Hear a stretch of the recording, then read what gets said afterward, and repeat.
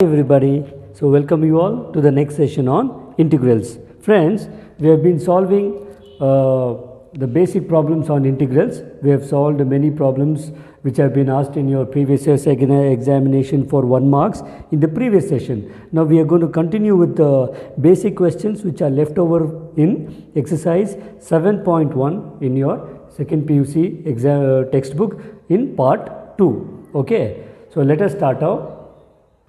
The first question we have is, let me take the integral I is equal to sine 2x minus 4 into e power 3x. Okay, so this is nothing but, now what is the derivative of sine? Remember, the derivative of sine is minus cos 2x. Remember, I have 2x here.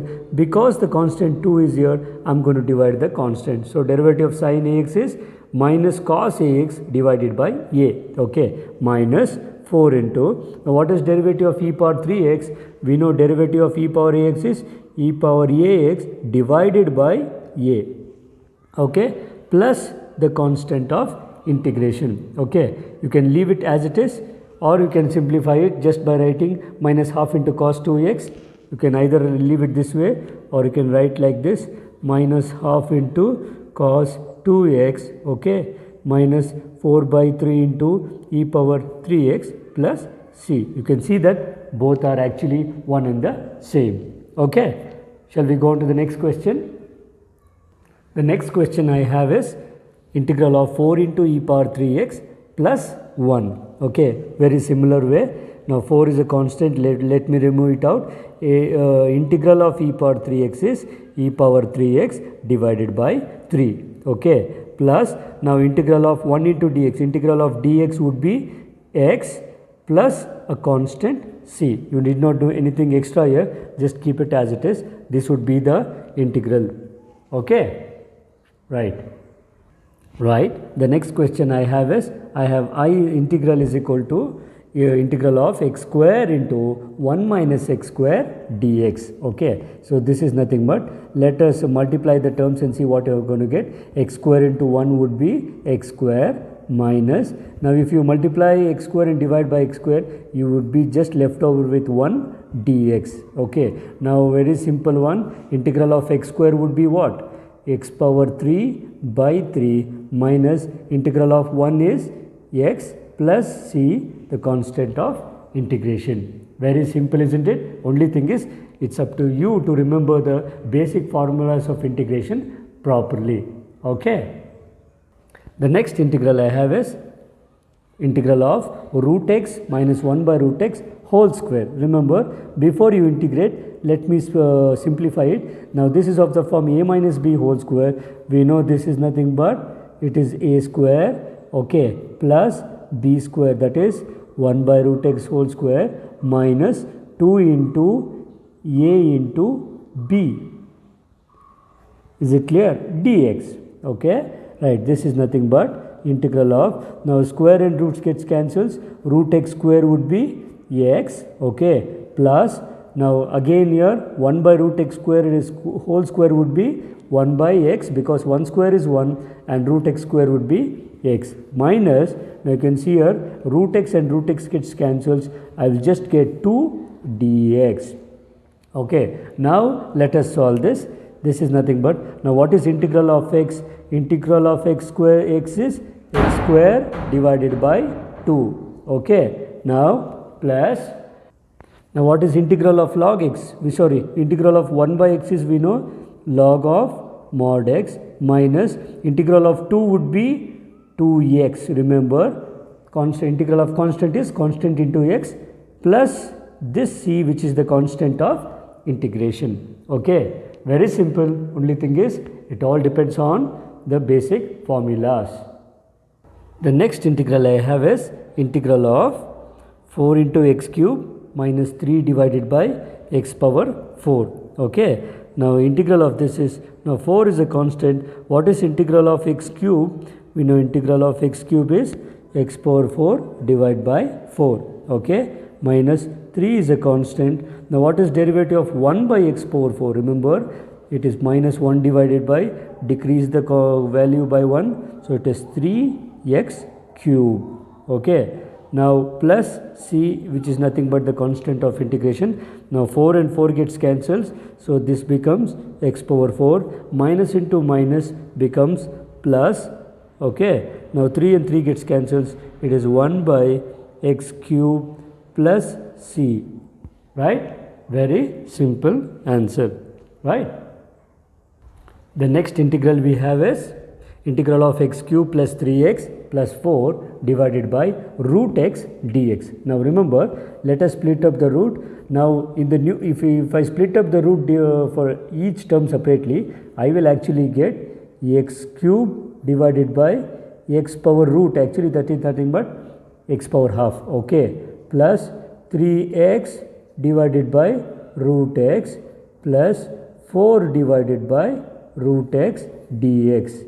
Okay, so this is nothing but integral of, now I have 3 powers there. Now half power if you take away, you are going to get what? 2.5, isn't it? 2.5 is nothing but 5 by 2. This is nothing but 3 minus 1 by 2. 3 minus 1 by 2 would be 3 2s are 6 minus 1, that is 5 by 2. Okay, plus 3. Now numerator is full x.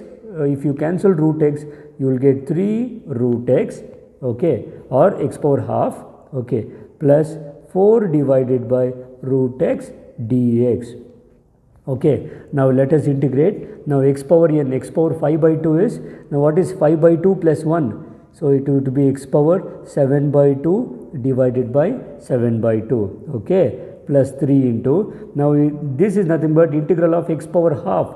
So integral of x power half plus 1 would be x power 3 by 2 divided by 3 by 2, okay, plus 4 into, now derivative of 1 by root x. Now I think, sorry, integral of 1 by root x. I have given you as a formula, integral of 1 by root x is 2 root x. So this would be 2 root x plus constant of integration, okay. So this is nothing but, you can write this as 2 by 7 into x power 7 by 2, okay, plus, now you can look at this carefully. If this 2 is multiplied and this 3 and the 3 gets cancels, you will get 2 times x power 3 by 2 plus 4 into 2 would be 8. So 8 root x plus c, which is the constant of integration, okay. So that will give you the conclusion of this solution, right? So my next question is integral of x cube minus x square plus x minus 1 divided by x minus 1 dx. I think you should look at this question in a smart way. You can see here in first two terms I can take x square common. So if I take x square common in both the terms, I will get x minus 1 because x square is removed, so x is left over, minus whole x square is removed, x is left over, plus, now I will take 1 common here, so I will get x minus 1 divided by x minus 1 dx, okay. So this is nothing but integral of, in both the terms you remove x minus 1 and see what is left over. I will get x square plus 1 divided by, in the denominator I will have x minus 1 dx. Now I can just cancel the terms, okay. So my integral will reduce to integral of just x square plus 1 dx, okay. Now this is nothing but, now integral of x square would be x cube divided by 3 plus integral of 1 would be x plus c, which is the constant of integration, okay. Only thing is you have to practice these problems so that integration also would become very easy concept for you, okay. The next question we have is integral of root x into 3x square plus 2x plus 3 dx, okay. Now let us multiply the term. Now 3 is a constant. Now I already have x power 2 here. If I add the power half, now what is 2 plus 1 by 2? You can check, 2 2s are 4 plus 1. So you will get x power 5 by 2. 2 plus half is 2.5. 2.5 is nothing but 5 by 2, okay. Plus 2 times x power, now I already have x power 1 here. 1 plus half is 1.5. 1.5 is nothing but 3 by 2, is it not? Plus 3 into x power half.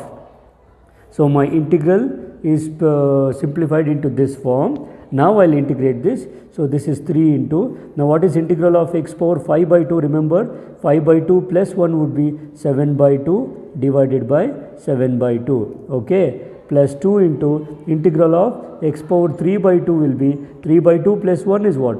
5 by 2. So x power 5 by 2 divided by 5 by 2 plus 3 into, what is integral of half? 3 half plus 1 is 3 by 2. So x power 3 by 2 divided by 3 by 2 plus the constant of integration.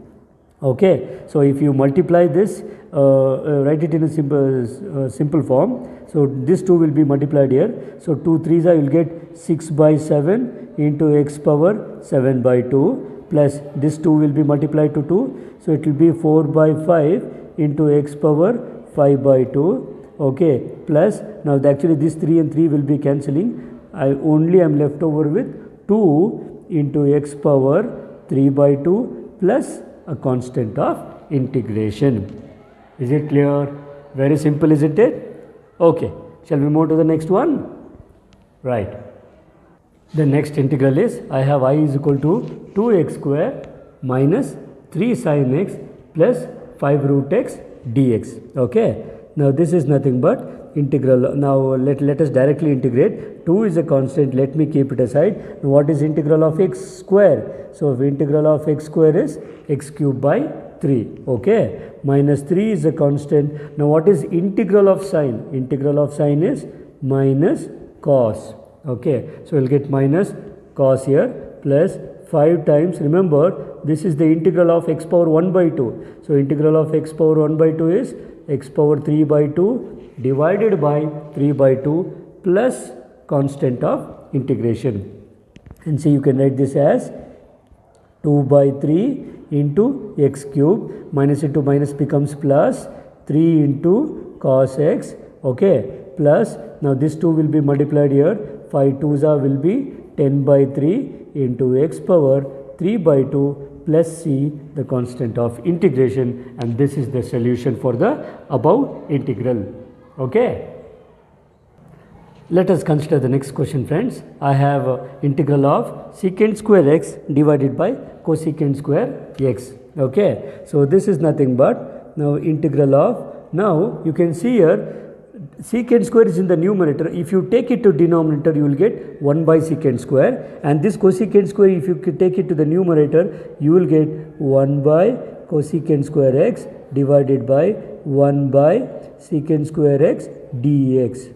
Okay, now this is nothing but integral of, now what is 1 by cosecant square? This is nothing but sine square x divided by, now what is 1 by secant? 1 by secant is nothing but cos square x dx. Okay, now this would be integral of, now this is sine by cos, so sine square by cos square would be tan square x dx. Okay, now we don't have the regular formula for tan square, but rather we will use the trigonometric identity. Tan square can be written as secant square x minus 1, because I have the regular formula for secant square. Okay, so finally what happens here, integral of secant square would be plus positive of tan x minus integral of 1, you all know it's a constant integral, you will get a function x here plus the constant of integration. Okay, so this will conclude the solution here, and we will move on to the next question. Is it clear? Right. So the next integral we have is I is equal to integral of 2 minus 3 sin x divided by cos square x. Okay, now see how we are going to separate this as, let me separate the denominator here. I will write it as 2 divided by cos square x, okay, minus, I will write this as 3 sin x divided by one term, I will write it as cos x into 1 divided by another cos x dx. Okay, so this will be integral of, 2 is a constant, now 1 by cos square we know it is nothing but secant square x. Okay, minus, I have a constant 3 here. Now what is actually 1 by cos? 1 by cos is secant x into what is sin by cos? Sin by cos is tan x. So I have secant x into tan x dx. Okay, now if you split up the integral, now 2 will be, I have 2 here, 2 into integral of secant square x dx minus 3 into integral of, I have secant x into tan x dx. Okay, so this is nothing but 2 into, what is integral of secant square x? We know integral of secant square x is tan x, isn't it? Okay, next minus 3 into, now I have integral of secant into tan. What is integral of secant into tan? It is secant x plus a constant c. Okay, so this is the solution of the above integral. Is it fine? Okay. So the next integral I have is I is equal to integral of 1 by x plus integral of 1 by root x plus x dx. Now we all know integral of 1 by x would be log of mod x. Okay, plus, now what is integral of 1 by root x? We know integral of 1 by root x is 2 root x plus, now what is integral of x? Integral of x is x square by 2 plus c, which is the constant. Is it clear? Right. Now dear students, we have another question. This is a very important question. Many times in the previous syllabuses, they would have asked this question very frequently. I is equal to integral of 1 by sine square x into cos square x. Okay, there is always a peculiar way of solving this question. So this is nothing but 1, isn't it? I can write this question as 1 divided by sine square x into cos square x dx. Is it not? Now this is nothing but integral of, we all know the formula, sine square x plus cos square x is nothing but 1. So that is sine square theta plus cos square theta is equal to 1, isn't it? So I am using that identity here. So instead of this 1, I am going to write this as sine square x plus cos square x divided by, remember the numerator is sine square x into cos square x dx. Okay, now this is nothing but splitting up the integral for separately. So I'll get sine square x divided by sine square x into cos square x. Okay, plus I have cos square x divided by sine square x into cos square x dx. Okay, now see what happens. This is nothing but integral of, now sine square gets cancels. I have 1 by cos square plus here cos square, sorry, this is cos square.